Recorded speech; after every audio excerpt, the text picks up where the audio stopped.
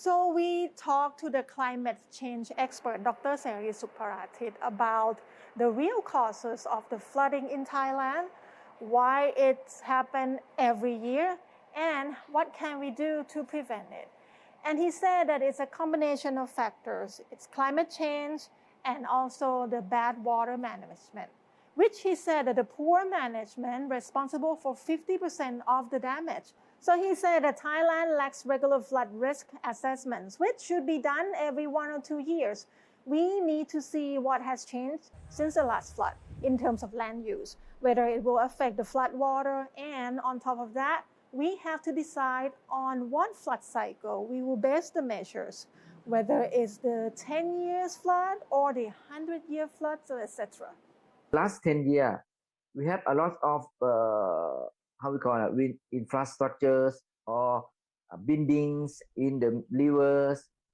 We allow the many private sector or government sector that to construct many things in the rivers to replace the river. That means we have a small room for the river. It means even though the flood volume smaller than the 2011 year, it's still flood because of we have a less space of the river. This is the flood management. So the impact of climate change is something that we cannot escape.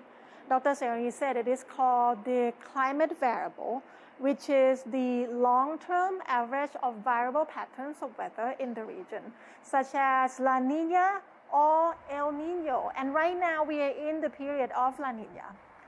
We discussed the measures that Thailand could adopt to reduce the severity of impact. And Dr. Seri said that after the assessment, we need more monkey cheeks, which are the designated area to hold excess water.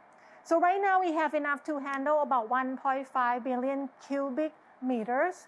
But if there is a large volume of water, such as in year 2011, that was about 10 billion cubic meters, what we have is not enough.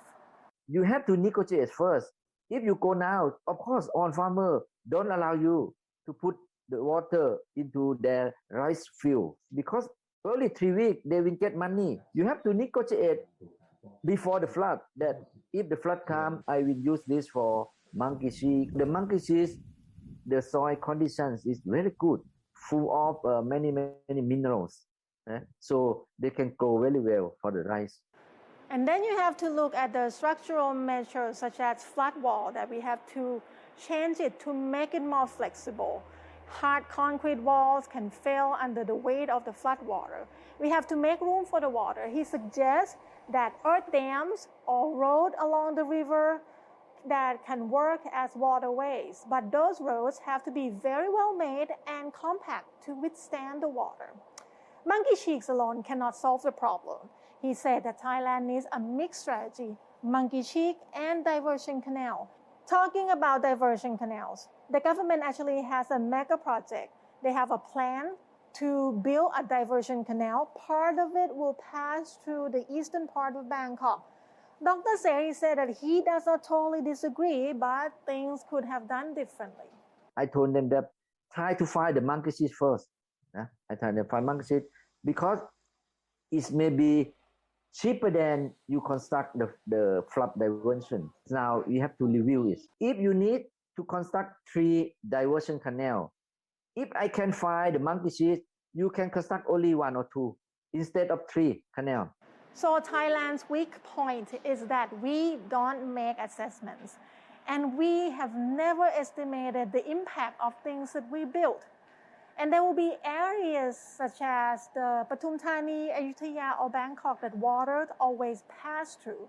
So what we have to do is we have to find a way to live with it, not fighting it.